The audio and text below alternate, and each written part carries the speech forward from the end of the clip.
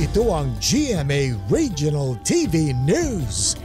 Sa gitna ng pagbabalik eskwela, doble ingat ang ginagawa ng mga estudyante at guro ng Buhisan Elementary School dito sa Cebu City. Nakitaan kasi ng mga opisyal ng CDRRMO ng malalaking bitak ang opisina, classroom at lupa ng eskwelahan.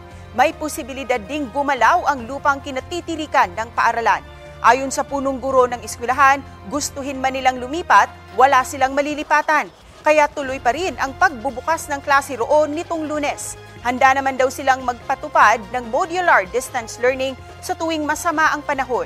Sa ngayon, nasa mahigit 700 elementary students ang enrolled at mahigit 300 high school students naman ang gumagamit ng paaralan para sa night classes. Ayon naman sa Cebu City Hall, may lupa ng paglilipatan sa apektadong paaralan pero may mga proseso pa raw na kailangang gawin.